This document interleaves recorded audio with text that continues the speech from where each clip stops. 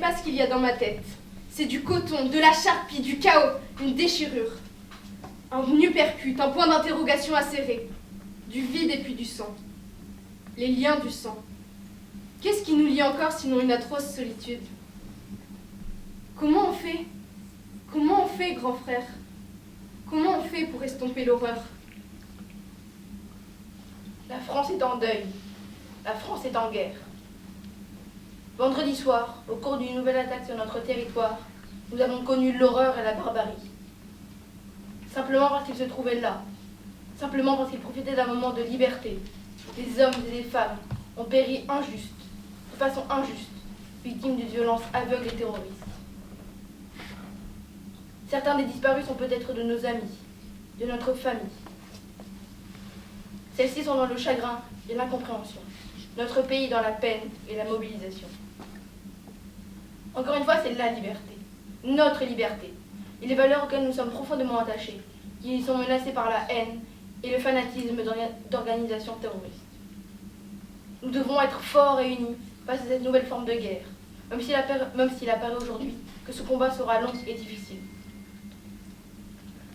La République a confié à l'école, dès son origine, la mission de former des citoyens, d'éveiller les esprits, de transmettre une culture de tolérance mutuelle et de respect de l'autre.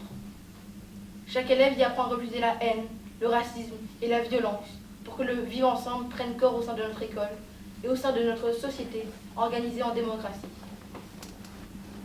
À l'heure à laquelle je vous parle, et notre pays manifeste, son unité nationale vous invite sans céder ni à l'amalgame ni de la peur à idéaliser notre République. Je vous demande de respecter 1 minute de silence.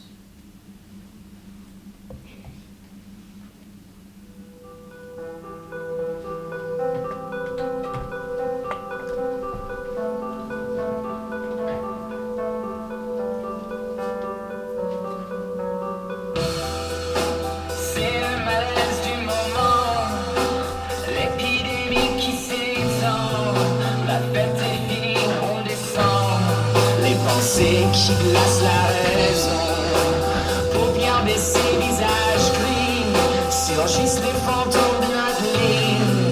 On ouvre le loquet de la grille, du tout dit qu'on appelle maison.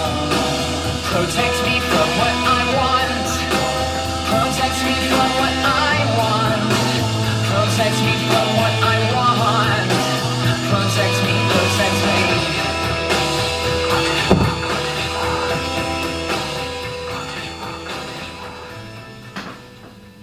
Mais qu'est-ce qui lui a appris? Pourquoi a-t-elle fait ça? C'est qui cette fille? Elle s'appelle Aquila, je crois. Aquila? Oui, en terminale L. Comment elle a osé? Comme ça, pendant la minute de silence? C'est gênant. C'est interdit dans l'enceinte du lycée, c'est la loi. Je comprends pas. C'est quand même insultant. Comment ça, insultant? Elle a été convoquée chez le proviseur. Vous avez vu, il lui a fait signe sur le champ, dès la fin de la minute de silence. Comment ça a dû chauffer pour elle? Quelqu'un est dans la même classe qu'elle? Elle a dû se faire défoncer. Mais elle porte le voile d'habitude? Je sais pas, est-ce qu'elle fait partie de celles qui l'enlèvent le matin et le remettent le soir à la sortie? Je sais pas. Est-ce qu'elle fait partie de celles qui refusent de faire la bise aux garçons? Je crois pas non plus. Mais vous la connaissez, vous? Aquila Ramdani, de terminale L. C'est la sœur d'Amine Ramdani? C'est qui, Amine Ramdani? Mais si, celui qui est mort l'année dernière, abattu par la police. On avait fait une marche en son honneur, vous vous souvenez? C'est sa sœur, tu parles d'une famille. Un foulard blanc immaculé sur ses cheveux bouclés pendant la minute de silence. La minute de silence des attentats. Déjà 3 fois depuis le début du lycée qu'on a des minutes de silence. Et moi j'en peux plus des attentats. Cette nuit j'ai fait des cauchemars. Moi aussi. Moi j'ai prié. Moi j'ai pleuré. C'est comme ça maintenant. L'état d'urgence, la guerre, le proviseur l'a dit, faut s'y faire. Je veux pas que ce soit la guerre. Va en parler aux terroristes. Oui, mais j'ai peur. Je suis dégoûtée, on va encore s'en prendre plein la gueule. Un foulard blanc sur les cheveux. Mais ils l'ont fait sur l'esplanade du Trocadéro vendredi soir. 14 morts en tout. 3 blessés. Vachement moins que l'attentat d'avant, c'est un peu la loose, non? Ramasse tes blagues ou je te dénonce. On n'a pas encore vu leur nom, pas encore vu leur tête à la télé. Daesh a revendiqué. Un foulard blanc! Un foulard blanc! Elle est plutôt mignonne, sinon vous trouvez pas?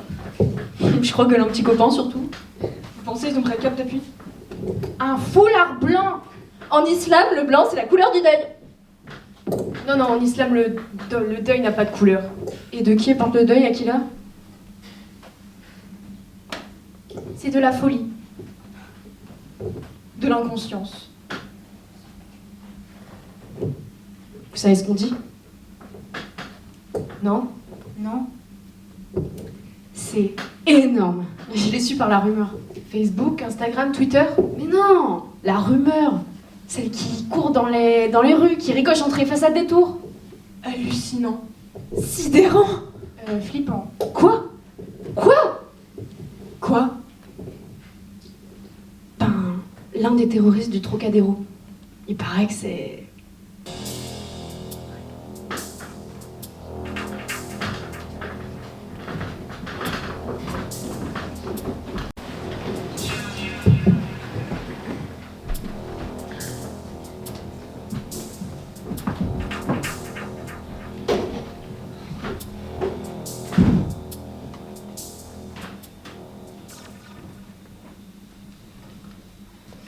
Maintenant que nous sommes au calme, je te demande d'enlever ce voile, Akila. Ensuite, nous pourrons parler tranquillement. Je crois qu'on en a besoin. Je te demande de découvrir, Akila, de retirer ce voile. Qu'est-ce qui t'a pris? Je peux être compréhensif, mais je comprends pas. Qu'est-ce que ça veut dire? Qu'est-ce que ça veut dire dans ces circonstances? Je ne sais pas. Pourquoi tu as fait ça? Pourquoi tu as fait ça? Je ne sais pas. Pourquoi tu as fait ça? Tu ne le portais pas avant. Je ne t'ai jamais vu le porter. Et qu'est-ce que ça veut dire? Qu'est-ce que ça veut dire dans ces circonstances? Enlève-le. Je ne peux pas. Bon. Je comprends que tu sois bouleversé. Nous sommes tous bouleversés. Estomaqués, sidérés. Ce matin, pourtant, avec tes parents, ta sœur et la psychologue de l'asile de crise, nous avons mis les choses au point, n'est-ce pas? Nous avons décidé à quel moment la nouvelle serait annoncée au lycée. Je vais encore écrire mon communiqué. On veut te protéger, Akila. Toi et ta sœur. Et vos parents. On ne sait même pas comment les professeurs peuvent réagir. Et même les élèves. Nous voulons ton bien, crois-moi. Je suis désolée. Navrée de ce qui arrive à ta famille. Après la perte d'Amine, c'est une malédiction. Mais crois-moi, je sais faire la différence. Ton frère, celui de Trocadéro, ton frère, ce n'est pas toi. Ce qu'a fait ton frère n'a rien à voir avec toi. Là, il faut que tu sois calme et discrète. Et pour que ça se passe, il faut mieux ne pas te faire remarquer. D'accord? Tu vas pouvoir comprendre, non? Dis-moi quelque chose. S'il te plaît, dis-moi. Je ne sais pas. Je n'ai pas pu faire autrement. Et je n'ai pas pu faire autrement. C'est tout ce que tu as à dire. C'est tout. Akila, c'est un dialogue de sourds. Leur tour, on a déjà assez perdu de temps. Tu connais la loi. On est en France. On ne peut pas être hors la loi en France. Et encore moins dans ces circonstances. Tu dois choisir ton camp, Akila. Tu es une bonne élève. Je vais appeler la CPE.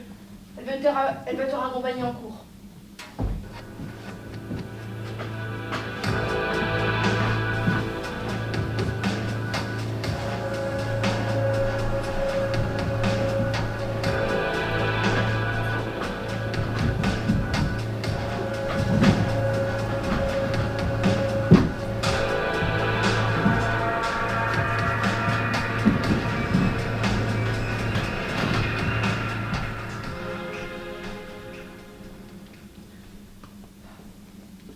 Personne ne veut du corps. Personne. Où est-il? À la morgue de Paris. Tu l'as vu? Non, non. Madame Pierre, essayez de sourire un petit peu. Le permis d'inhumer est prêt, mais on manque d'un lieu de sépulture.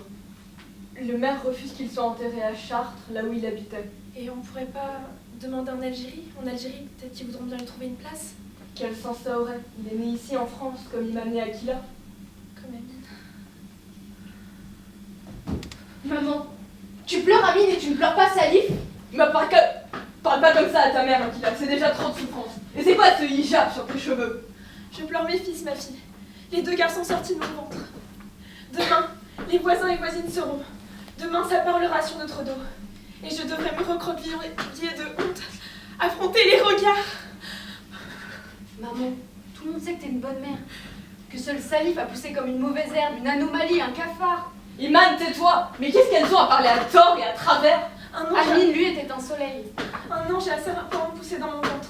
Mais tout le monde a oublié Amine. Tout le monde l'a effacé dans le quartier. Tout le monde diront que c'est la faute de Célera comme Salif si tout le monde en veut aux musulmans. Et ils auront raison. Si de la honte ça passe sur la mosquée, on pourra rien leur dire.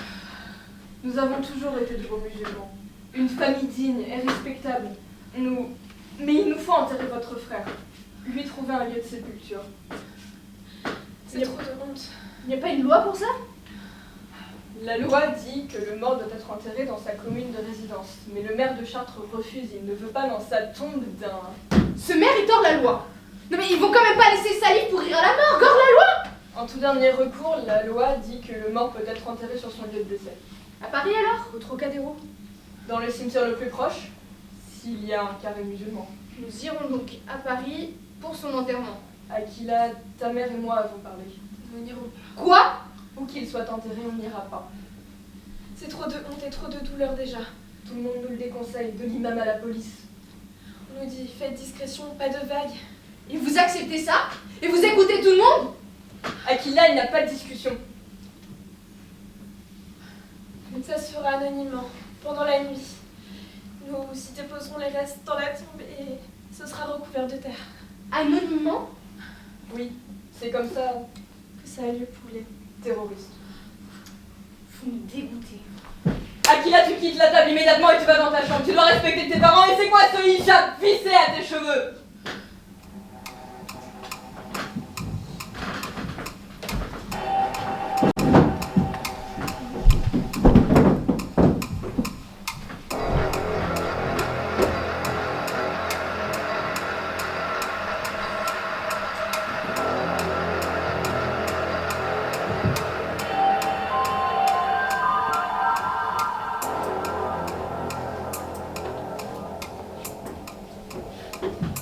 Vous avez vu, elle continue. Elle le garde fixé sur la tête comme s'il faisait partie d'elle-même. Non mais pour qui elle se prend?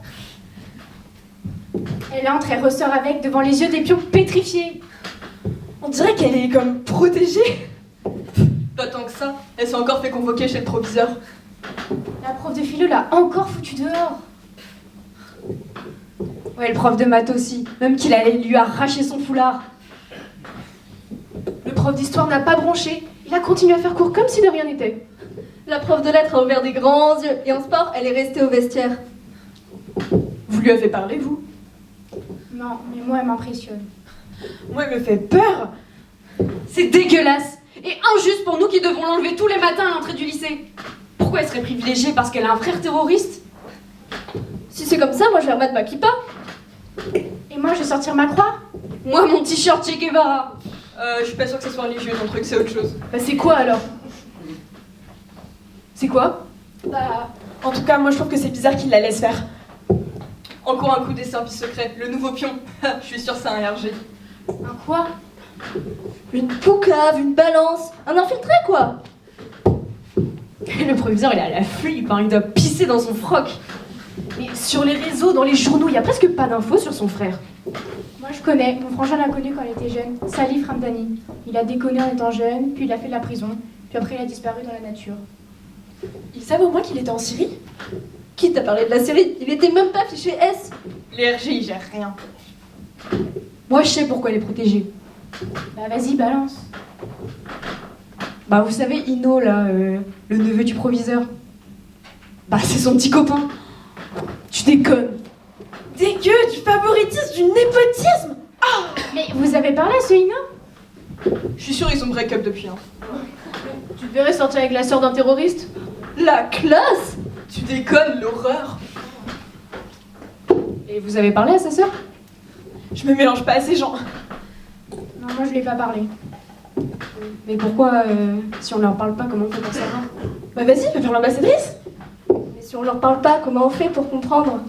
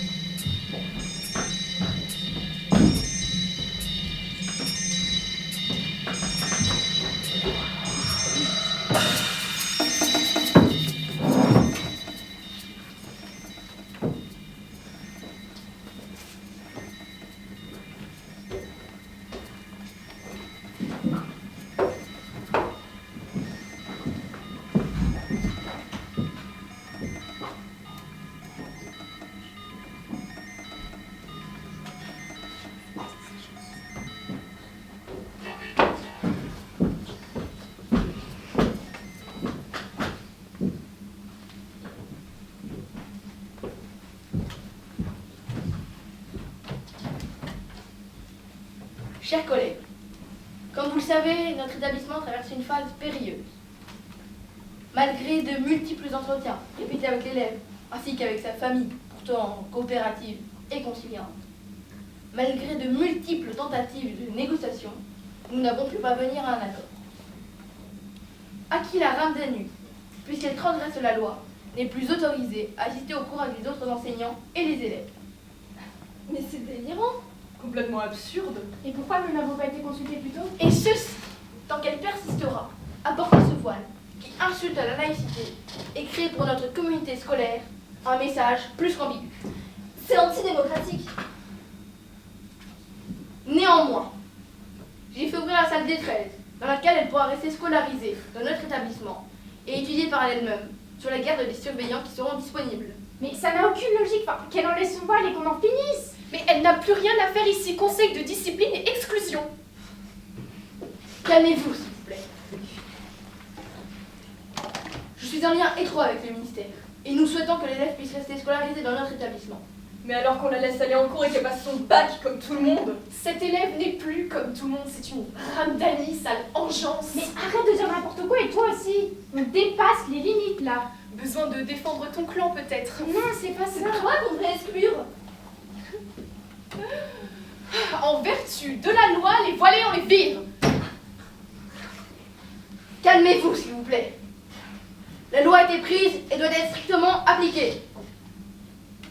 Tout enseignant qui ne respectera pas ce décret sera renvoyé sous forme de mise à pied immédiate. C'est complètement ridicule. Akila est mon élève, elle a le droit et le devoir d'étudier dans ma classe. Je ne désespère pas pourtant de trouver une sortie de crise.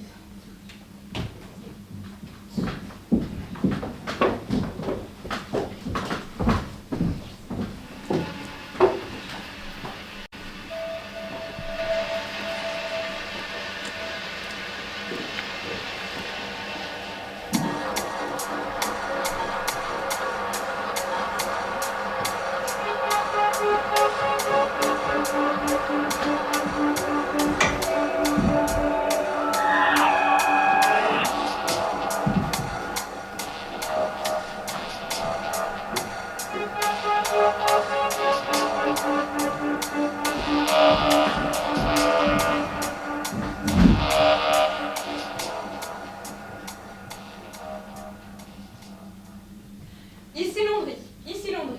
Première émission de notre programme, les bougnoules parlent de bougnoules. Message personnel, les courgettes sont cuites. Je répète, les courgettes sont cuites. Le nuoc même est brûlant, le nuoc même est brûlant. Le couscous est servi, le couscous est servi. Les arachides sautent, les arachides sautent. Écoutez bien, écoutez bien. Le fantôme n'est pas bavard, le proviseur non plus. Créon a emmuré Antigone, Créon a emmuré Antigone. Alors écoutez bien les consignes fraternelles que nous vous adressons. Il est trop clair que l'ennemi calcule ses provocations. La mobilité dans les maquis est un élément essentiel de la lutte.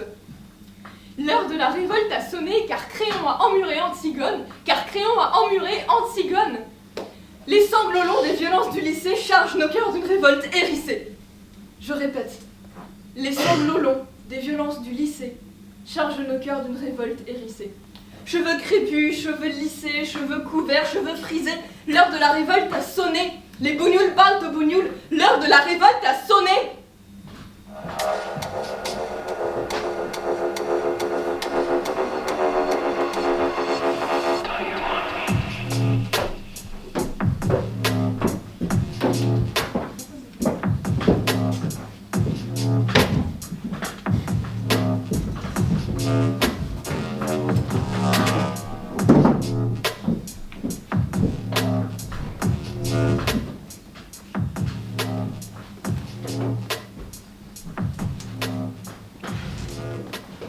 C'est scandaleux. C'est plutôt amusant, un peu codé et mystérieux. En tout cas, pas de doute, c'est du soutien pour Akila. Mais les bougnoules parlent aux bougnoules. C'est violent et raciste, vous vous rendez compte? C'est inadmissible, on ne peut pas tolérer ça. Qui c'est qui a fait ça à votre avis? Ce Comment ils sont ont fait forcément des éléments étrangers. Moi je pense que ce sont des élèves. Manipulés par des grands frères des agitateurs de quartier. Comment ils ont fait pour prendre les ondes? C'est la Ramdani qui a fait le coup. Depuis la salle de permanence. Sous son foulard, elle nous cache d'extrêmes vengeances. Mais cesse de diaboliser cette gamine. De toute façon, c'est pas possible, elle est nulle en histoire géo. Et Bah, ceux qui ont fait ça en esprit vif, une parodie brillante de Radio Londres. Mais ce sont tes élèves, je le savais. Alors pardonne-moi, mais la résistance et Radio Londres, c'est le programme officiel. Hein. Tout le monde sait que tu leur enseignes de façon... Tu vois ce que je veux dire? Tu leur insinues l'anarchisme et l'islamo-gauchisme. C'est gênant, insultant et intolérable. Qu'est-ce qu'intolérable? Les bougnuls parlent de bougnuls. Enfin, on n'a plus le droit d'employer ces mots-là aujourd'hui. Ces mots-là ont pourtant existé dans l'histoire. C'est dangereux et excluant pour les autres élèves. Excluant pour les blancs, absolument. C'est communautariste et donc raciste. Mais vous n'avez donc aucun humour? Derrière certains mots, il y a certaines idéologies qui se propagent derrière. Et moi, franchement, ça me fait pas du tout rire. Bientôt, ils vont organiser des réunions en non-mixité, demander des salles pour ça. Comme vous le faites dans votre syndicat de merde. Mais toi, tu n'es vraiment qu'un suppôt de ministère de la bassesse. Tu n'es vraiment qu'un suppôt de la médiocrité, en fait. Mais suppos toi-même. Vous ne comprenez rien à la France d'aujourd'hui. Les choses bougent. Cette génération ne va pas se laisser faire. Leur coup d'éclat d'aujourd'hui en est la preuve. Mais comment pouvez-vous vous réjouir d'un tel discours? Je vais vous signaler à la direction. Vous êtes complice de ce terrorisme et de ces menaces. Vous êtes complice de cette gamine qui tombe dans la radicalisation intégrale. Bravo les amalgames. On ne peut pas se poser, réfléchir 2 minutes. Bon, moi, j'ai besoin de comprendre, ça va plus du tout, là. Aux attentats s'ajoutent les attentats. C'est une spirale infernale.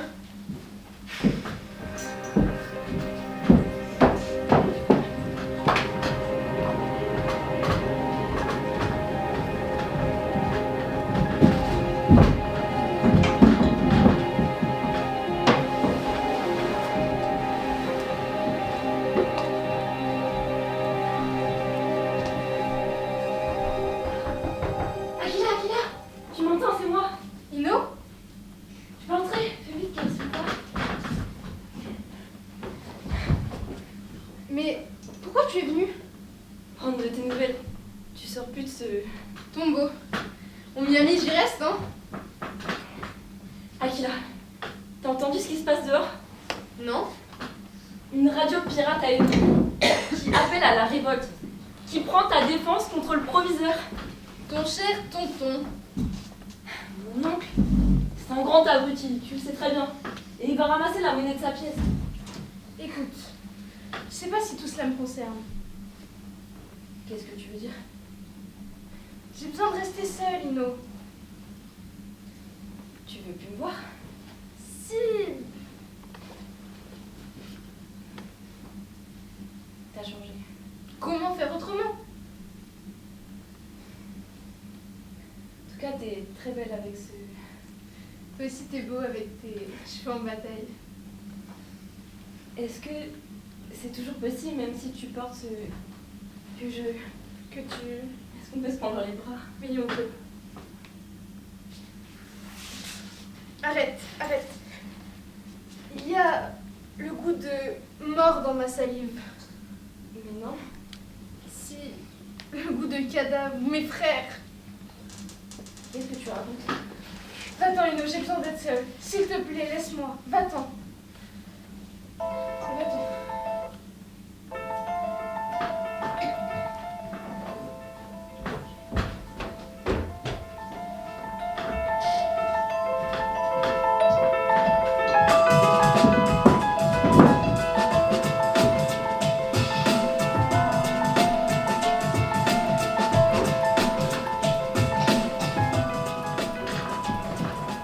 Tu ne m'attends plus, Iman? Tu ne me connais plus? Akila, on file pas toujours les cours à la même heure. On rentrait toujours ensemble avant. T'as peur de te montrer avec moi? C'est pas ça. Je ne suis plus ta sœur. Mais t'es ma soeur plus que jamais, Akila. C'est juste que je pensais que t'avais besoin d'être seule. J'ai tout le temps d'être seule entre leurs 4 murs. Tu deviens pas folle. Ce qui me rend folle, c'est de voir que personne ne parle. Et t'entends pas tout, Akila. Tout le monde de lycée dit que c'est injuste, que te mettre à l'écart est un crime. Et toi, qu'est-ce que tu dis? Qu'est-ce que tu fais? Cette famille me rend dingue! Le soir à la maison, silence de mort. Le père et la mère retranchés et mutiques.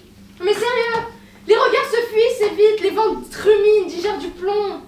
J'en souffre aussi, même si je hurle pas.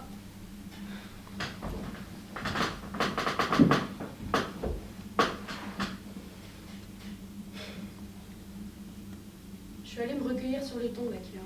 Les tombes? Celle d'Amine et de Salif dans les 2 cimetières. Tes frères t'emportent soudain. Un petit sursaut funéraire. Tu es mort comme un serpent, petite sœur. J'y suis allée et j'aimerais y retourner avec toi. Et moi, j'aurais aimé que tu sois avec moi ce matin, mais j'étais seule, avec l'aube, les fossoyeurs et la dépouille de Salif. Mais j'étais pas prête. Le temps du recueillement est terminé.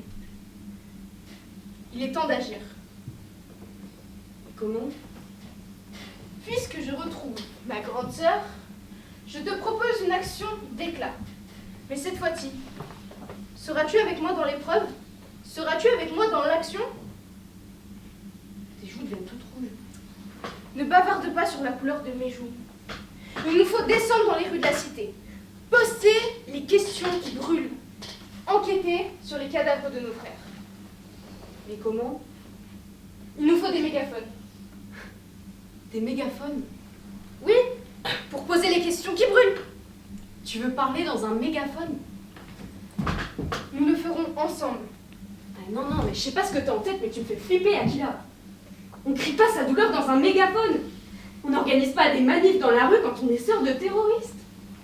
Tu veux te faire lyncher? Tu peux pas faire ça à papa et maman. Hein. Tu vas juste te faire coffrer par la police et finir dans une vraie prison. Ta lâcheté ne te lâche pas, elle te colle à la peau. Ta folie n'est pas contagieuse, heureusement. Entre folie et lâcheté, je choisis ma tare congénitale. Vous fuyez et moi j'affronte du haut de mes 17 ans.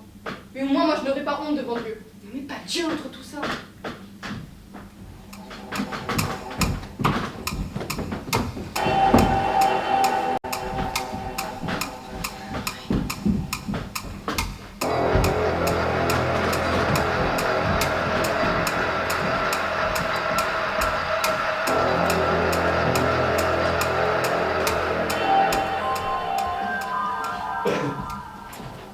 Ino, merci d'être venu. J'ai besoin de ton aide. Tu m'as convoqué aujourd'hui comme élève ou comme neveu? Si tu es dans ce bureau, tu le sais. Au vu des liens qui nous unissent, j'ai besoin de ta collaboration. C'est pas un mot un peu dangereux? Ne plaisante pas sur les mots, l'affaire est grave. Sais-tu qui est responsable? Responsable de quoi? Bah, de l'attentat d'hier, de l'irruption sonore, de cet attentat à mon autorité. Attentat? Ne discute pas sur les mots. Qui a fait ça? Je l'ignore. Personne ne sait d'ailleurs. C'est sûr? Personne ne sait. Tout le monde s'interroge, se questionne. Et ça rit sous cap aussi. Ça se rigole ou ça se révolte? Les deux. Il n'y a pas de discipline. Sans discipline, rien ne va plus. Je vais prendre des mesures fermes. On ne récolte que ce que l'on sème. Pardon? On ne récolte que ce que l'on sème. Qu'est-ce que tu insinues, Ino? Que c'est moi qui ai semé les graines? Que c'est moi qui ai porté un foulard? Que c'est moi qui ai mis l'anarchie et le laxisme dans ce lycée? Que c'est moi qui ai fait exploser une bombe? Je crois que tu amalgames. Es-tu complice de cette famille? Complice? Est-ce que tu fréquentes encore cette fille? Elle a un prénom et je la fréquente. Oui, je sais qu'elle s'appelle Akila. Cette jeunesse est insensée. Signe Akila Ramdani, terminale L. Scolarisée dans mon établissement, hautement surveillée par la DGSI et le ministère. Comment va-t-elle? Comme tu peux t'en douter, il serait temps que tu lèves ton interdiction. Il serait temps que l'on lève son voile. Tout le lycée te trouve ridicule. Tu te crispes pour un bout de tissu et tu laisses une élève se perdre. Mais ce n'est pas un simple bout de tissu. Ce bout de tissu, comme tu l'appelles, il insulte la laïcité. Tu es risible et ridicule, ils ont raison. Tu es inconscient, Ino. Moi, je suis droit dans mes bottes. Et j'ai la loi de mon côté. Mais quel est le bien fondé de cette loi? Cette loi est injuste. Et ce n'est pas une vraie loi si cette loi est injuste. Si une loi est injuste, il faut la questionner et la combattre. Tu as des gîtes de belles idées, mon neveu, mais du haut de tes 17 ans, tu n'as pas assez d'expérience. Si moi je laissais Akila entrer avec son foulard dans le lycée, j'entendrais déjà « Eh, pourquoi t'as le droit et pas nous? Nous aussi on va le faire, et les médias rappliqueront !» Dans le lycée de Londres, où on laisse prospérer le laxisme et le voile et la religion. Moi, je les entends déjà. Moi, je suis un fonctionnaire de l'État et je fais respecter la loi. Comme certains petits fonctionnaires ont respecté la loi de Vichy et d'Hitler. Mais arrête de dire ça! Une loi doit être interrogée, remise en question jusqu'à l'os. Les lois ont été créées par les humains. Et les humains, certains moments, tombent dans le fascisme. Arrête d'agiter ce genre de mots, tu ne les maîtrises même pas!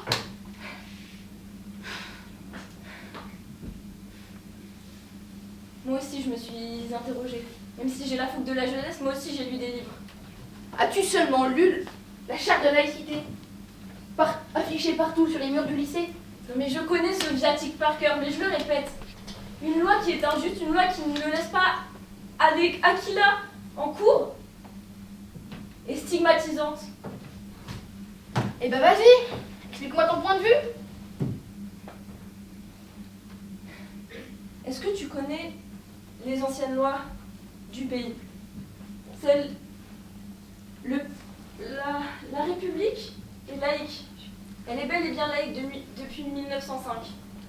Et depuis 1905, excuse-moi, mais nous avons la liberté de croire ou de ne pas croire, de pratiquer nos croyances et de respecter celles des autres. Mais la loi que vous invoquez, celle de 2004, elle est injuste et va à l'encontre de celle de 2005. La laïcité, ce n'est pas réprimer les religions. Mais tu dis des énormités. Je dis la vérité. Tu veux faire de l'école un nouveau terrain de religion? De guerre de religion?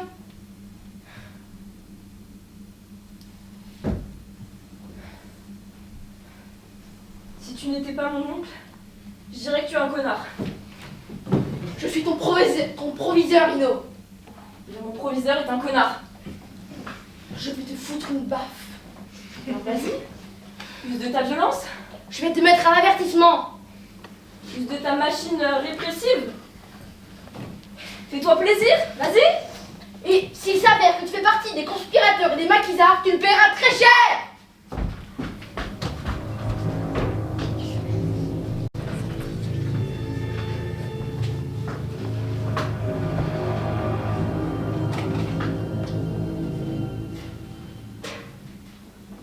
Je sais que vous préférez le silence, mais moi je suis là pour le rompre. Vous tous qui m'écoutez, vous me connaissez déjà. Mes deux frères sont morts. Mes deux frères sont morts. Vous avez connu Amine et Salif aussi. Ils ont tous deux grandi dans ce quartier. Ce que vous pensez en détail sur l'un ou sur l'autre m'importe peu. Ce que vous pensez sur moi et ma famille Ramdani aussi. Je fais appel à votre conscience. Mon frère Amine est mort sur l'un des trottoirs de ce quartier, une nuit il y a 5 ans, percé au thorax par une balle.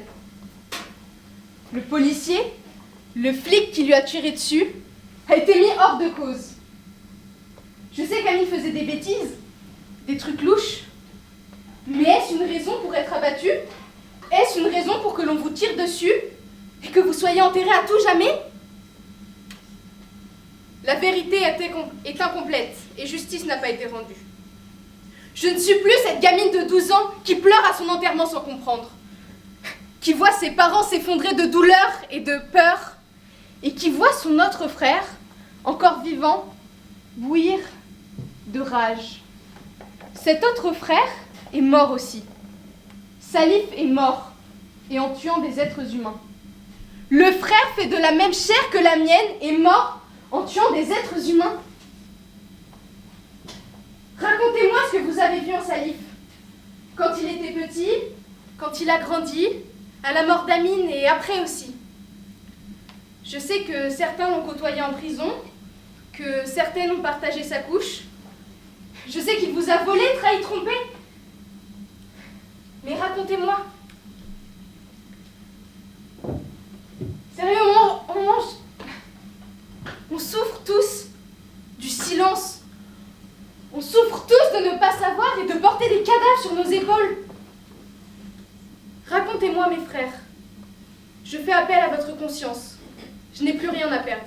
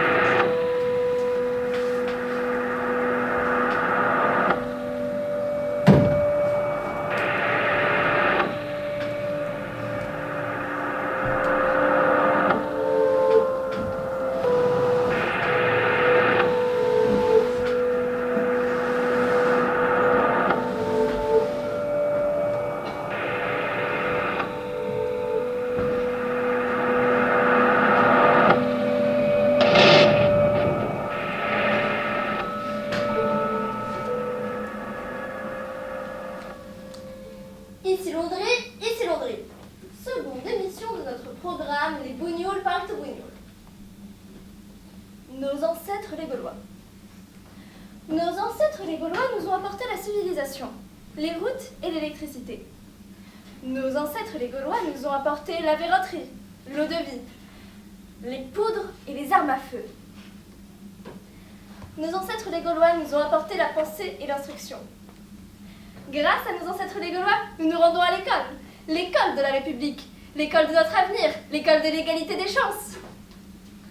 Car, grâce à nos ancêtres les Gaulois, nous avons appris à nous projeter un avenir, à nous rêver un lendemain. Grâce à nos ancêtres les Gaulois, nous avons songé à rentrer dans l'histoire. Une histoire glorieuse, tortueuse, tordue et périlleuse. Une histoire éternelle et quotidienne de cow-boys armés en uniforme qui poursuivent des Indiens pour les contrôler au faciès, les traquer, les palper, les humilier, contenir leur sauvagerie, leur barbarie.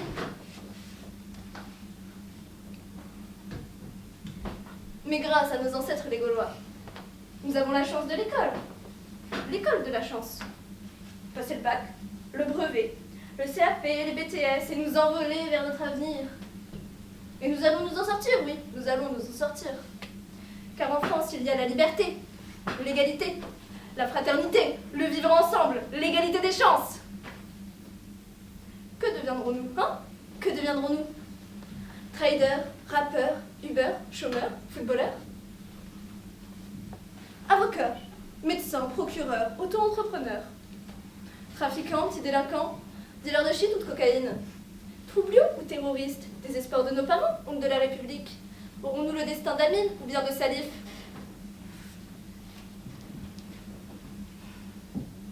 Aurons-nous la chance, comme Ali Rezgui, 19 ans, de recevoir une balle dans le ventre dans un camion contenant 3 motovolées et de mourir sur les trottoirs dans les bras de nos amis, tué par un policier qui tue sur l'homme plutôt que sur les pneus, un policier jamais jugé, ni condamné? Urgence, urgence! Finirons-nous comme la Min Dieng, 25 ans, plaqué au sol, asphyxié.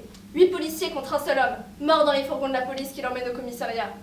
8 policiers contre un seul homme et un non-lieu pour la justice. Urgence, urgence!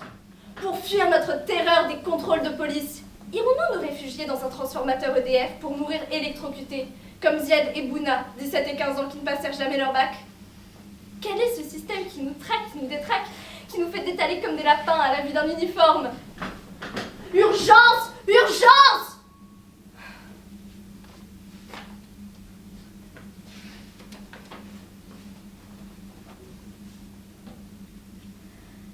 Babacar Gueye, 27 ans. Naguib Touba, 19 ans. Mourad Belmokhtar, 17 ans. Amin Bentouni, 29 ans. Laoussine Eit Omgar, 26 ans. Abdoulaye Kamara, 30 ans. Urgence, urgence.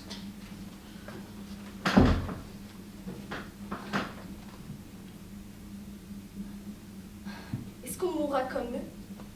Traqués, frappés, tués, assassinés par la police? Est-ce que les morts ont droit à la justice? Quoi qu'on ait fait et qui qu'on soit, y a-t-il pour nos dépouilles, pour nos familles, une justice et un droit? Qu'en disent nos ancêtres les Gaulois? Qu'en disent la République et l'État? Nos vies de bougnoule, est-ce qu'elles comptent?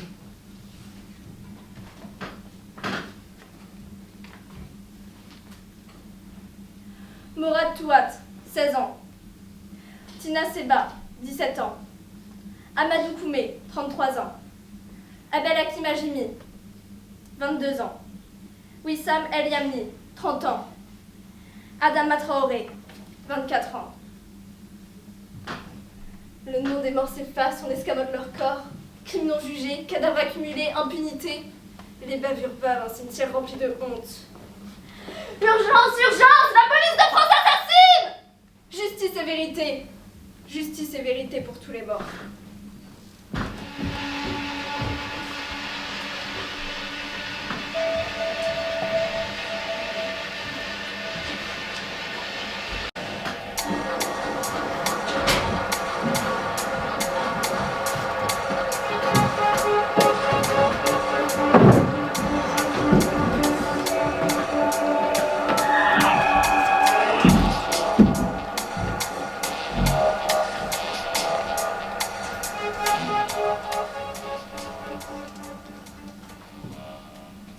Tu n'as pas eu la présence dans l'esprit d'enlever ce voile? Non. Le temps passe et le bac approche, tu le sais. Le temps des autres n'est plus le mien. Il est plus que temps de rentrer dans les rangs, Akila. L'école de la République te donne des chances. Et tu te dois de les saisir. Comme elle a donné ses chances à mes frères, Je n'étais pas chef de l'établissement à cette époque. Je ne les ai pas connus. Alors ne me fais pas porter leur échec scolaire sur les épaules. Quand vas-tu te montrer adulte? quand les adultes eux-mêmes le seront. Akila,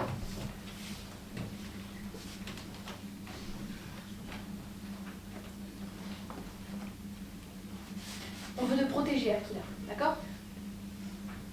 Nous voulons ton bien.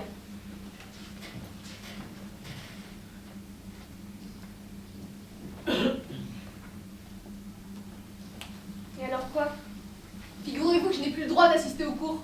Mais tu te donnes pas le droit. C'est vous qui m'avez viré. Tu portes ce voile, ça insulte la laïcité. Vous n'avez pas à dire ça.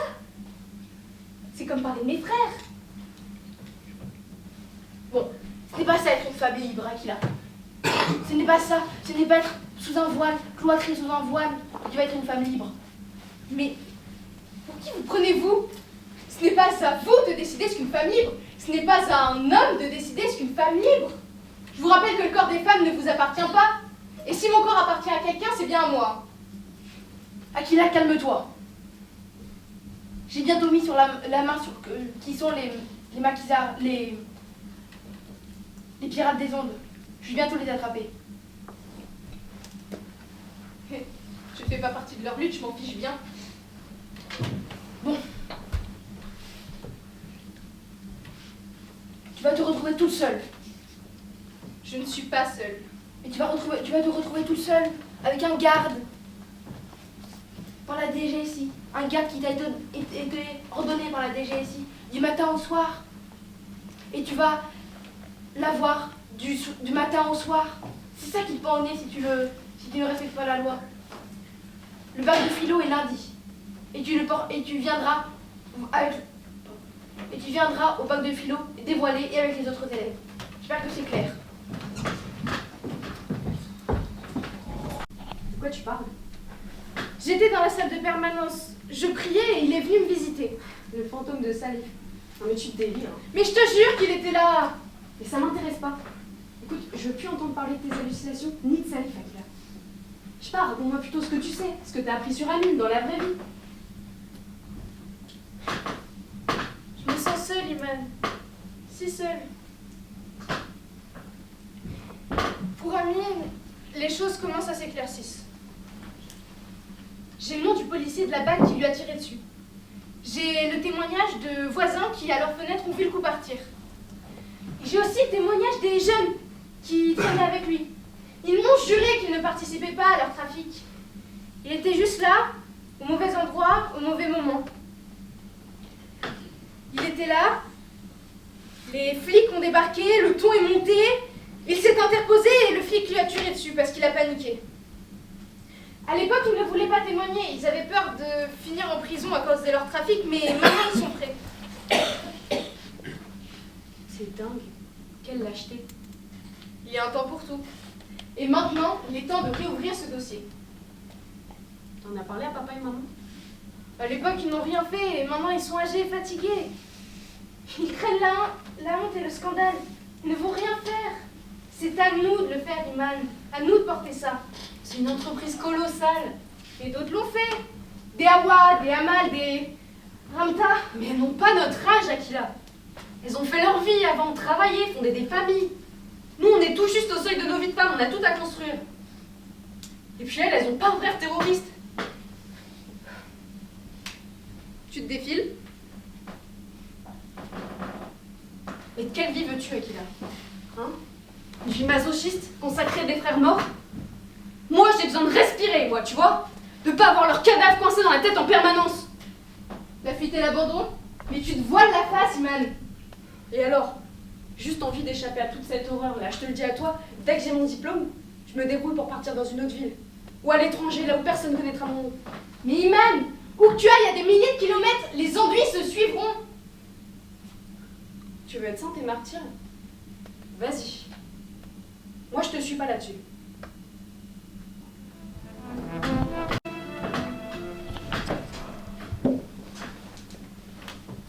J'ai souhaité vous rencontrer en présence du professeur principal d'Akila, car nous sommes très soucieux de sa situation. Qu'est-ce qu'elle a encore fait? Akila refuse tout dialogue et se retranche. Je lui ai apporté le sujet de philosophie pour le bac blanc ce matin et elle a rendu copie blanche. Pareil pour les lettres. Copie blanche, on est obligé de lui mettre des zéros. Des zéros. On n'a pas le choix, madame. C'est très mauvais pour son dossier scolaire. Et puis, quand je lui parle, elle ne répond plus. Elle est comme muette, comme une carte. Moi, c'est pareil, de mon côté. Avant, elle me parlait, elle me disait quelques mots, parfois avec une certaine insolence même, mais elle me parlait. Nous sommes désolés. Maintenant, plus aucun son ne sort de sa bouche. Rien, plus rien. Et elle parle, elle vous parle. Oui, pas beaucoup, mais elle parle, Akila. Oui. Comment ça se passe à la maison? Elle respecte votre autorité? Notre autorité? Oui, nous en avons déjà parlé au téléphone. Je lui ai dit d'enlever le voile, je lui ai dit de travailler à l'école. Je lui ai dit, moi, son père, j'ai haussé la voix. Oui, je lui ai parlé pendant des heures. Et elle vous écoute, elle vous obéit. Comment ça? Je veux dire, est-ce qu'elle est là? Bien sûr. Vous n'avez rien remarqué de spécial? Oui. Ce qui m'inquiète, outre son mutisme, c'est qu'elle a le regard dans le vague, vous voyez? C'est comme si elle n'était pas là, une forme d'absence, enfermée dans une bulle. C'est pareil de mon côté. Nous sommes désolés. Elle est normale à la maison? Et quel est son caractère? C'est une fille têtue. Ça, on l'avait vu, merci. Et j'ai l'impression qu'elle a maigri. Est-ce qu'elle mange? Oui, beaucoup. Et elle mange. Est-ce que vous vous occupez de votre fille? Est-ce que vous la regardez? Nous nous sommes toujours bien occupés de nos enfants. Vous n'êtes pas trop pris par le travail, le chagrin, le poids de la vie, quoi. Comment osez-vous? Bien sûr que nous vous occupons. Attention à nos enfants. Bien sûr. Et vous surveillez ce qu'elle fait? Oui, c'est vu, là. Non mais, pour qui vous vous prenez? Où voulez-vous en venir? Votre fils, Amine, Salif, il a mal tourné, lui. Non mais, ce que je veux dire, c'est qu'on a mis la salle sur écoute et que si les enregistrements s'avèrent douteux, ce n'est même plus d'exclusion dont on parlera, mais d'une arrestation pure et simple par la cellule anticriminelle. Non, vous pouvez pas l'arrêter. Et notre fille n'est pas comme ça. Elle n'est pas comme notre fils. Si je peux me permettre, monsieur, dire le Coran, ce n'est pas être djihadiste. Ma fille est musulmane, comme moi. Elle n'est pas djihadiste. Ça n'avait rien à voir. On le connaît, ce discours, hein. Apparemment. Pourtant, les bandes sonores sont en cours de traduction. et d'écoute, et ça nous révèle qu'elle parle le Coran et qu'elle prie en arabe. Non, s'il vous plaît, n'appelez pas les autorités, elle risque de se faire arrêter. Notre fils Salif, lui, a mal tourné après ça. Vous voulez dire qu'il a mal tourné et ensuite? S'il vous plaît, n'essayez pas de rendre l'école responsable pour le destin criminel de votre fils. Ce n'est pas ce que ma femme disait. D'accord, très bien. Mais, je veux dire, je suis désolée. Elle vous écoute, elle vous parle encore, monsieur Ramdani, non? Donc, usez de votre autorité parentale et paternelle. Chez vous, le père a autorité et pouvoir, non? Les enfants obéissent à leurs parents, non? Vous êtes son père, sa mère, c'est votre devoir de vous occuper d'elle. Il faut qu'Akila se plie à la loi. Si elle ne se plie pas à la loi, ce sera l'exclusion. Non, vous ne pouvez pas l'exclure. Bon, maintenant, laissez-moi seule. J'ai du travail. Nous sommes désolés. Akila, il paraît que tu parles plus. Tout le monde s'inquiète et moi la première.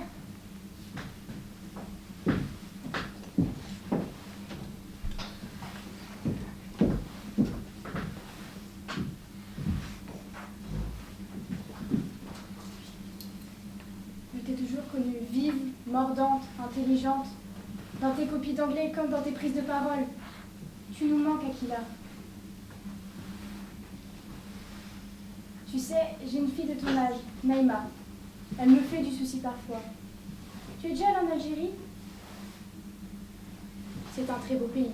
Certes, meurtri, abîmé, mais ça reste quand même un magnifique pays. Tes parents t'en ont pas parlé? Non, je crois qu'ils évitent le sujet.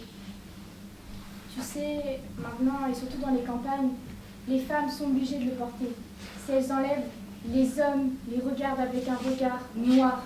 Alors qu'avant, dans les années 70, ma mère pouvait se balader en mini-jupe et moi me promener à la plage en maillot de bain sans aucun souci.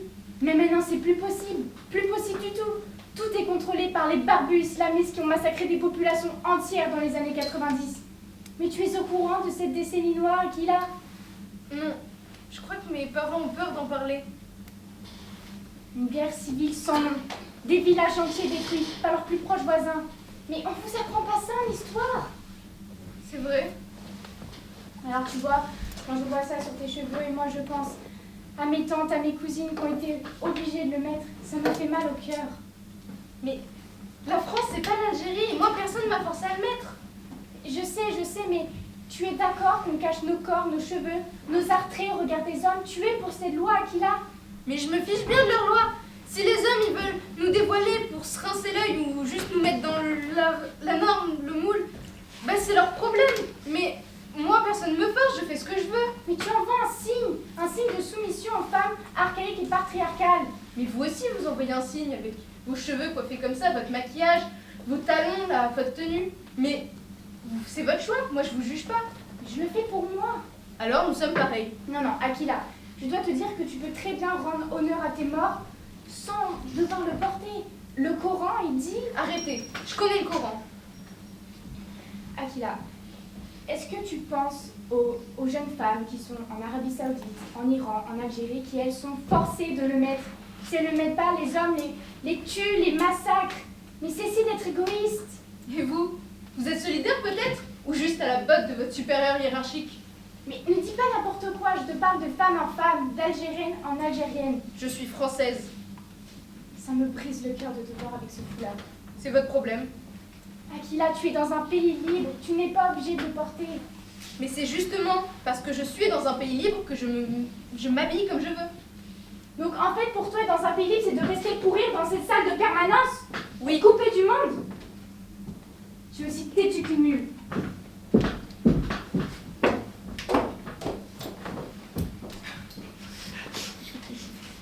On ne raconte pas toute l'histoire, la dame. Quelle histoire?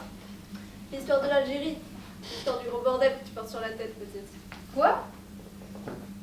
Si je mets la pulpe de mes doigts au-dessus, je sens le kilaf et le dawa. Ça frémit comme un volcan, des tas de fils enchevêtrés. Dans les tissus de ton voile, je vois... N'êtes-vous donc pas jolie? Dévoilez-vous. Des affiches de propagande coloniale placardées partout par les Français à Alger. Des affiches de propagande? Dans le tissu de ton voile, je vois, pendant la guerre d'indépendance, les cérémonies de dévoilement. Des militaires français et leurs épouses, de dames bien respectables, qui recrutaient des femmes algériennes dans les villes, dans les campagnes, pour qu'elles forment un défilé, et que sur la place publique, à Alger, Sétif, Oran, Constantine, face à la foule, elles retirent et brûlent leur voile en prêtant allégeance à la France.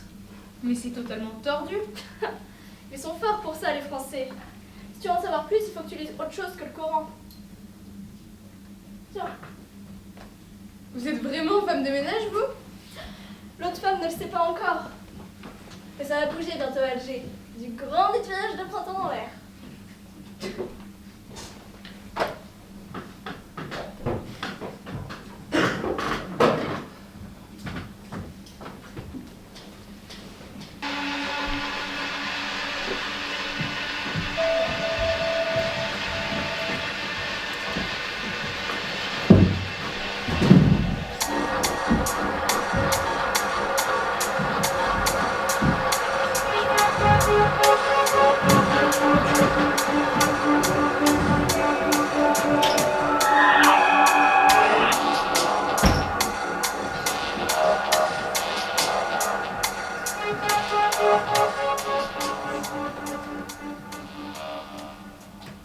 Ici Londres.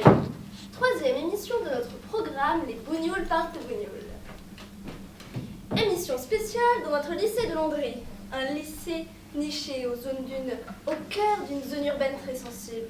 Une banlieue déshéritée, un territoire perdu de la République, où les trafics de drogue, de stupéfiants, de marchés illégaux, de mosquées dans les caves et d'apprentis terroristes se pullulent et se répandent comme la gangrène. Nous recevons aujourd'hui 4 célèbres barbus qui vont nous aider à répondre à une question sensible. Dans ce contexte apocalyptique, quel est le rôle de l'école de la République? Bonjour à tous. Bonjour. Car vous avez écrit un jour à la fin d'une copie « Prolétaires du monde entier, unissez-vous ». Par ma barbe, c'est vrai. Jules, en 1881, vous avez rendu pour tous les petits Français tête brune et tête blonde l'école gratuite obligatoire Et laïque. Par et ma laïque. barbe. Évidemment. John, votre barbe est un peu moins célèbre, mais elle a le mérite d'être fleurie. L'imagination au pouvoir, il est interdit d'interdire le hashish. Prochaine, vous portez la barbichette des sages, et vous êtes sans doute le plus bougnoule de tous nos invités. Niaquier, on nous appelait Niaquier. Niaquier, anamite, jaune. S'il vous plaît. J'aimerais que nous revenions sur les célèbres paroles du barbu Karl. La religion est l'opium du peuple. La religion exprime la misère du monde et proteste contre cette misère. La religion est le soupir de la créature opprimée, l'âme d'un monde sans cœur. Autrement dit, la religion dénonce les injustices et offre la possibilité d'un monde meilleur. La religion peut sembler remède ou source de réconfort avec ses promesses de paradis post-mortem. Mais la religion ne reste qu'un nuage de fumée. Un shoot qui dissout la conscience des classes et les urgences présentes. La religion n'est qu'une illusion, un nuage qui apaise la douleur, anéantit et endort la révolte des opprimés. Pour moi, Barbie John, Pour moi, la religion n'est pas l'obstacle principal à la révolution. C'est la société de consommation. On l'a écrit partout sur les murs dans les années 70. La marchandise est l'opium du peuple. Pas faux. La marchandise, c'est un nuage de fumée superficielle, artificielle, qui modélise nos désirs et nos appétits. Les bagnoles, les fringues pour frimer, les smartphones authentiques ou de contrebande, le luxe, les marques pour se la péter, se la jouer dans les zéro spiritualité, les gars. La consommation comme idéal, le fric, la flamme, la marchandise comme horizon, c'est l'oubli de la révolte, Marchandise, l'opium du peuple. Et votre marijuana, votre hashish, vous ne pensez pas qu'il est là le problème, le véritable nuage de fumée? Barbu Jules, Oh, je suis atterrée des drogues qui circulent autour des écoles et des lycées. La jeunesse républicaine doit avoir le cerveau clair et guidé par les lumières.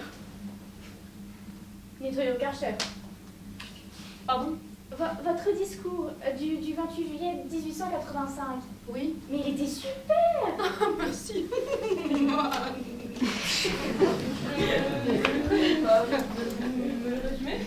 Mais bien sûr, avec plaisir. Il faut dire ouvertement que les races supérieures ont un droit vis-à-vis des races inférieures. Je répète qu'elles ont un droit, car elles ont un pouvoir, celui de civiliser les races inférieures. Il ne suffit pas à la France d'être un pays libre. Elle doit être un grand pays et porter partout où elle le peut ses mœurs, sa langue, ses armes, son drapeau, son génie.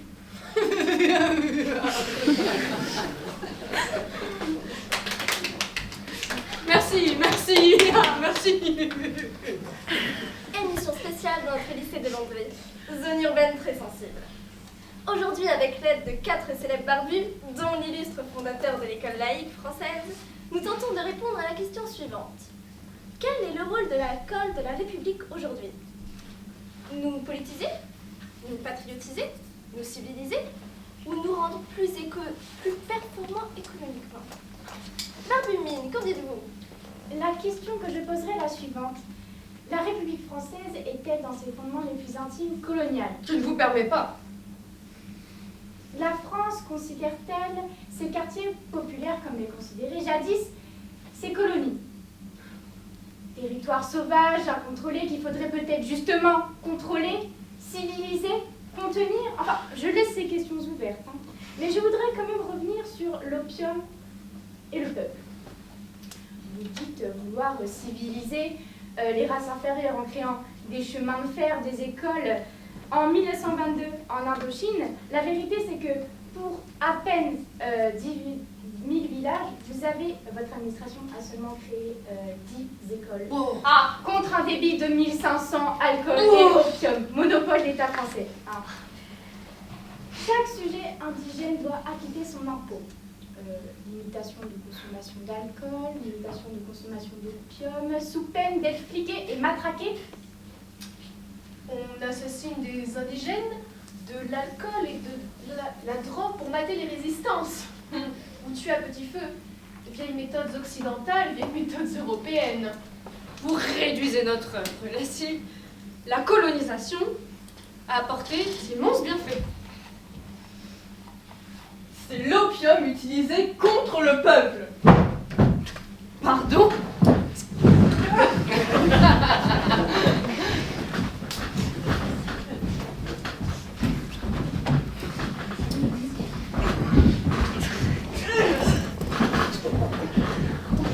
Aujourd'hui, on fait quoi de cet héritage, de ces logiques, de ces cadeaux empoisonnés? Dans nos cités, dans nos quartiers? Pourquoi on se retrouve dealers de drogue, de marchandises illégales, de marchés parallèles, de religions relatées? Les marchés parallèles, les paradis artificiels, pourquoi on doit se les taper? Qu'est-ce qu'on fout à les cultiver? Pourquoi on se retrouve à désirer des mensonges factices et mensongers des religions dévoyées? Je ne veux pas dire, mais un célèbre barbu a quand même dit « On ne tue pas son prochain ». Et un autre barbu a dit « Ne tue pas la vie qu'Allah a rendue sacrée ». Rappelez ces évidences, est-ce sans frein de la laïcité, je vous le demande. Et pourquoi la République s'obsède sur le voile des jeunes filles au lieu de surveiller les salafistes? Le contrôle du corps des femmes est une bataille civilisationnelle. Et pourquoi la République flique nos religions au lieu de contrôler notre aliénation au fric? Mais la nation veut que votre bulle soit la start-up, votre dieu suprême, l'argent. La marchandise et la religion sont l'opium du peuple. Et si la religion est interdite et prohibée dans l'école de la République, c'est sûrement pour ne pas couper nos belles générations de la perspective d'une révolution.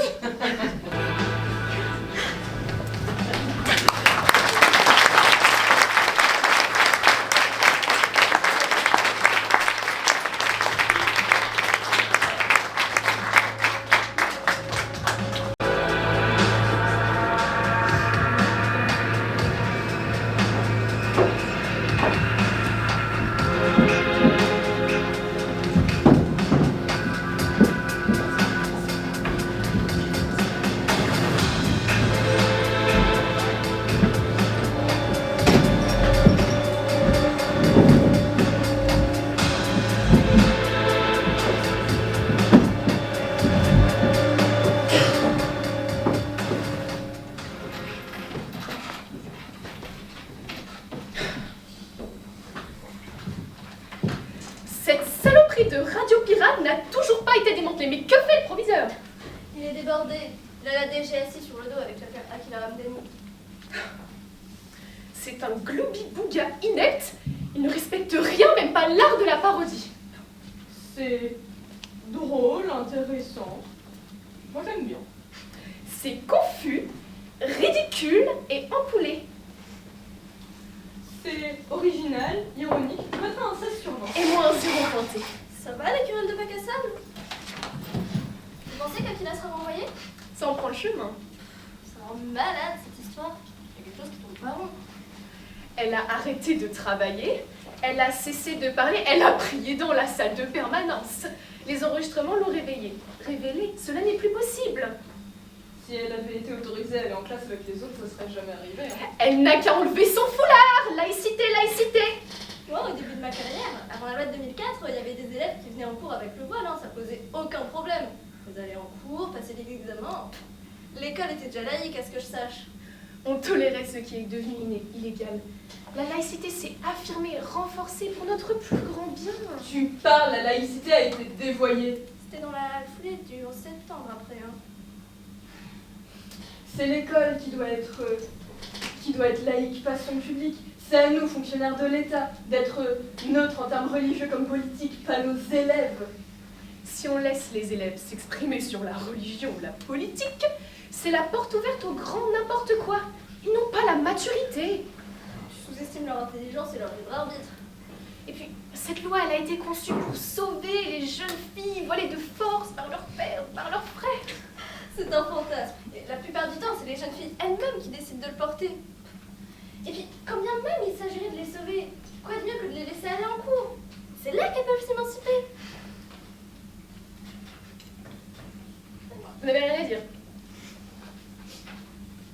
Vous pensez vraiment que les élèves y croient à la neutralité, qu'ils se doutent pas de quel parti on vote ou si on est croyant ou athée? Après, tout cela dépend de comment on enseigne. Et comme vous enseignez de façon orientée, Parce que vos enseignements sont neutres, peut-être. en parlant de neutralité, vous avez remarqué la conseillère d'orientation, celle qui porte toujours des chapeaux et mange végétarien à la cantine. Eh bien, je l'ai surprise, elle avait fermé son bureau à clé. J'ai entendu un murmure, je me suis approchée, j'ai regardé par le trou de la serrure et je l'ai vue agenouillée. Et alors? Tu vas faire quoi? Mais la dénoncer au proviseur! Moi, je vais signaler au proviseur que tu observes tes collègues femmes par le trou de la serrure. Si je te dis qu'il m'arrive parfois de réciter un « Je vous salue Marie » aux toilettes, tu vas faire quoi? Me dénoncer? Mais tout cela, c'est la faute de cette Akila! Oh mon Dieu! Mais qui a osé dire mon Dieu dans cette salle? Mon Dieu, c'est atroce! Qu'est-ce qui se passe? Il y a une prise d'otage. Où ça? À Syrie, dans la ville juste à côté. Encore un attentat! Qu'est-ce qui s'est passé? Il a marqué que le terroriste était armé. Il a battu le gérant, il a enfermé 3 autres clients. Parmi ces clients, il y avait une femme enceinte. C'était méfiant. Les forces de l'ordre sont arrivées à temps et ont tenté de raisonner l'homme qui délirait complètement. Encore un fou de Daesh. Il était incontrôlable, il disait n'importe quoi. Alors un officier de police s'est livré des armées pour échanger sa vie contre la vie de la femme enceinte. Et ça a marché? Oui, la femme a pu être sauvée. Dieu merci. Le policier, il est mort. En héros. En héros. D'autres morts? Non, juste des blessés légers. Ce type a été admirable. Comment on peut réussir à s'y faire? À être assuré parce qu'il n'y a que 2 ou 3 morts? 3 morts? Bah 3 si tu comptes le terroriste. Comment peux-tu compter le terroriste? Ce n'est pas une victime, que je sache. Vous pouvez arrêter de vous étriper? Pleurer? Va falloir demain calmer le jeu avec les élèves, expliquer, parler, discuter. Quand je vous dis qu'ils n'ont aucune maturité. Avec toute leur haine des policiers. On va mettre les choses à plat, les déplier. Et il s'appelait comment ce policier? Il y a marqué Yassine El Kadra. Policier arabe? Oui, un jeune capitaine de police, marié, père de 2 jeunes enfants, paix à son âme. Yassine Al-Kadra. Ça me dit quelque chose. Comme ça. À moi aussi. C'est pas un ancien élève du lycée?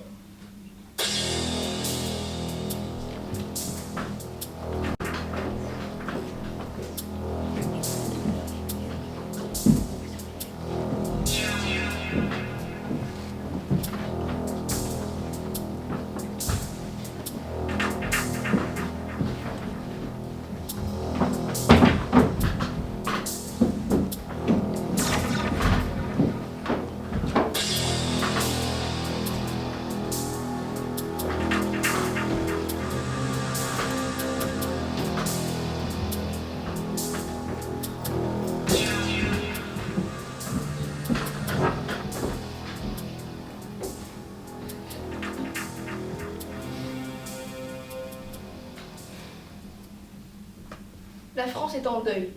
Londres est en paix. Il est douloureux pour moi de devoir reprendre la parole aujourd'hui. Un des fils de notre cité a trouvé la mort dans des circonstances à la fois tragiques et remarquables.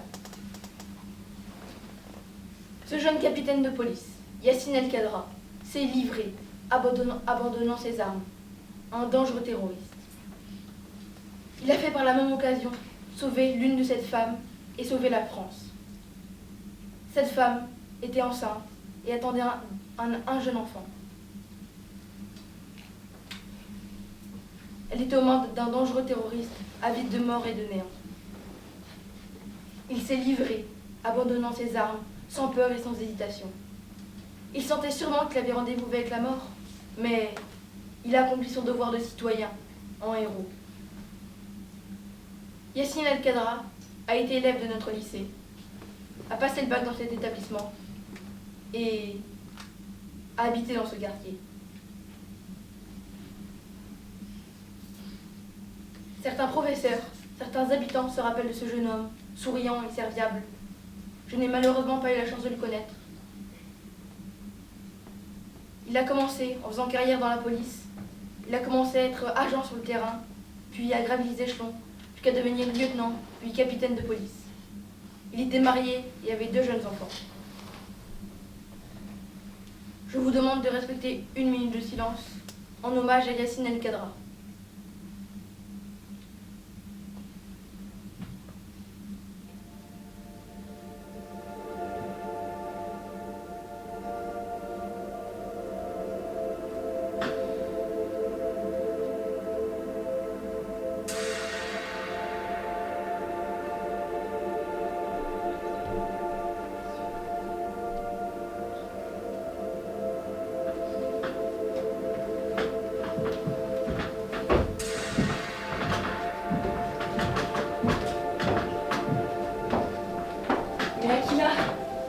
Qu'est-ce qui t'a pris?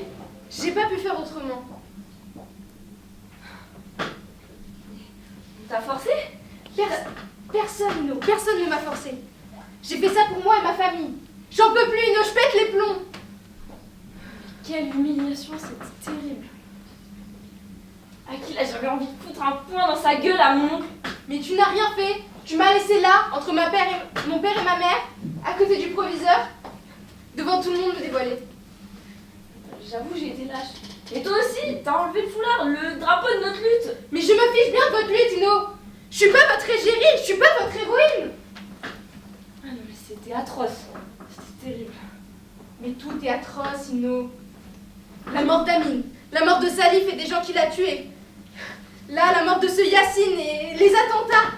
Tout est atroce, bien plus atroce que moi, mes cheveux et ma pauvre tête. C'était sexiste et libidineux.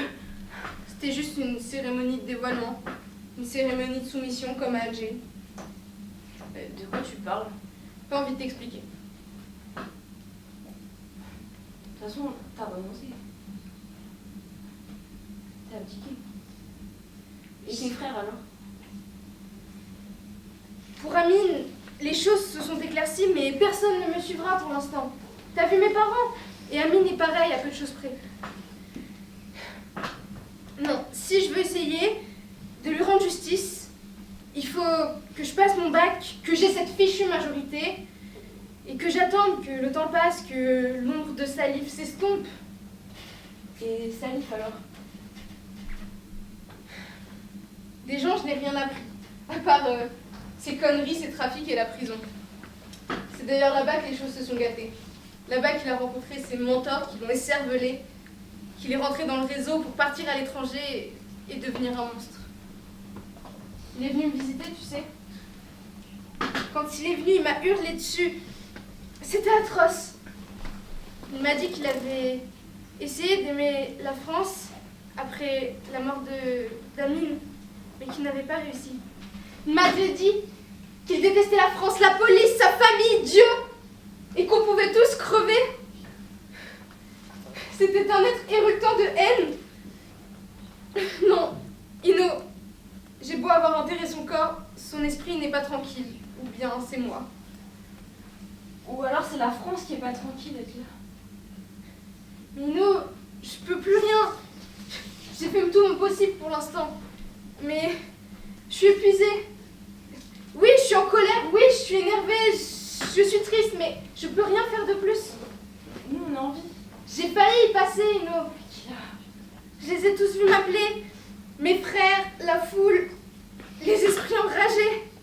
Mais la mort n'est pas un héroïsme. Non, la mort n'est pas un héroïsme. Mais Aquila, nous, on a envie. Arrête, Ino. Arrête de faire comme si rien ne s'était passé. Toi et moi, c'est fini. Trop d'histoires de famille compliquées et morbides. Quelqu'un t'a dit quelque chose? Mon oncle? Et c'est à cause de la vie, Ino, et de ta fâcheuse manie à toujours vouloir me sauver. Je vais peut-être aller de l'autre côté. Prendre un bateau, voguer sur la Méditerranée. Je vais retrouver la terre de mes ancêtres, comprendre d'où je viens, mes racines. Je prendrai avec moi une poignée de terre, des tombes d'Amine et de Salif. Ce sera compliqué, mais... Tu vas partir? Oui. Je ferai ce voyage seule, Ino. D'accord? Je tracerai ma route, avec ou sans drapeau. Je boirai au feu d'autres révoltes, et je serai vivante. Nourrie du terreau des tombes, et loin des spirales du sacrifice. À partir de cet instant,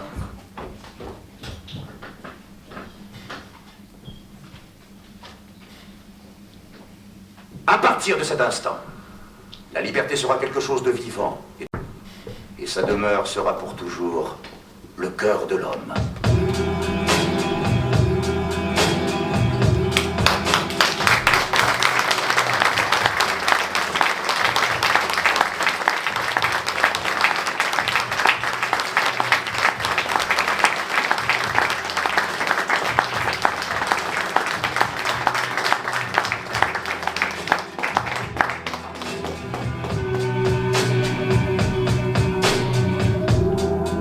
Décréter qu'à partir de maintenant, la vérité est une valeur. Il est décrété qu'à partir de maintenant, la vie est une valeur. Nous sommes la France. Nous sommes la France et ses fantômes. Nous sommes la marchandise des bateaux qui partaient de Bordeaux, de Nantes, du Havre. Nous sommes les arrachés aux côtes d'Afrique, nous sommes les déportés d'Atlantique. Nous sommes les esclaves des Antilles. Nous sommes les peuples amérindiens décimés, nous sommes les peuples autochtones du Québec. Il est décrété qu'à partir de cet instant, l'homme n'aura plus jamais besoin de douter de lui. Nous sommes les constructeurs des routes et des chemins de fer, nous sommes la marchandise. Nous sommes les travailleurs forcés, nous sommes les ouvriers du caoutchouc, de la canne à sucre et du café. Nous sommes les tirailleurs, nous sommes la chair à canon de la France. Nous sommes les déportés à l'étoile jaune, les enfants du Veldiv et de Drancy, les Algériens jetés dans la Seine. Nous sommes les indépendantistes, les anticolonialistes. Nous sommes les migrants et les sans-papiers. Il est décrété que la plus grande souffrance a toujours été et sera toujours de ne pas pouvoir se donner d'amour à qui l'on aime. Nous sommes les familles du regroupement familial. Nous sommes les habitants des ghettos, des cités. Nous sommes les victimes des crimes policiers. Nous sommes la mort des attentats. Tous les morts. Nous sommes les morts qui frissonnent encore. Nous sommes les morts réclamant justice et vérité. Mémoire, histoire et honnêteté. La France et ses fantômes. Nous sommes la France et ses fantômes. Nous sommes les enfants de nos parents. Nous sommes le sang de nos ancêtres. Nous sommes les morts et les vivants. Nous sommes la France puisque la France est venue nous chercher. Nous sommes la France puisque la France est venue nous civiliser. Nous sommes la France puisqu'ils sont morts dans la France, pour la France, contre la France, tout contre. Nous sommes la France puisque la France est de nos ancêtres, des sujets d'Europe, de l'Empire français. Nous sommes les vestiges vivants des anciennes et actuelles colonies. Nous sommes le rejeton de cet empire, les vestiges vivants des anciennes et des actuelles colonies. Nous sommes Brassés et mélangés. Nous sommes la la France France et et son son passé. passé. Nous sommes la France et son présent. Nous sommes noirs, jaunes, arabes ou blancs. Européens, asiatiques, Antillais. descendants des colons et des colonisés. Nous voulons digérer tous ensemble le passé de la France. Nous voulons agrandir la France à notre tour, à son image. Nous voulons que la France nous fasse place dans l'idée qu'elle a d'elle-même. Nous sommes une France. Pluriversel. Une seule chose reste interdite. Aimer sans amour.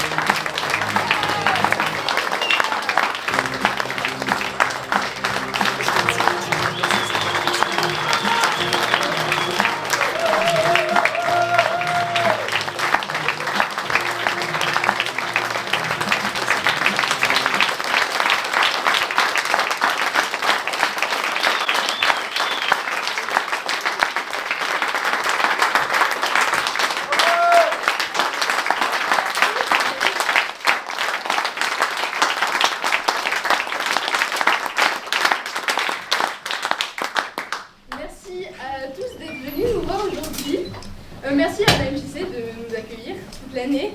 Merci à Gaëlle aux Lumières.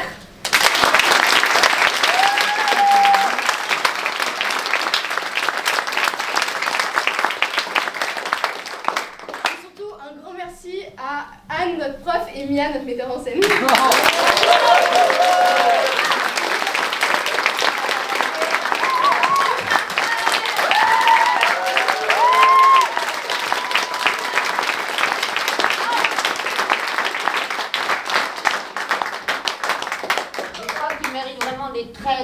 Très grands applaudissements parce que waouh, voilà.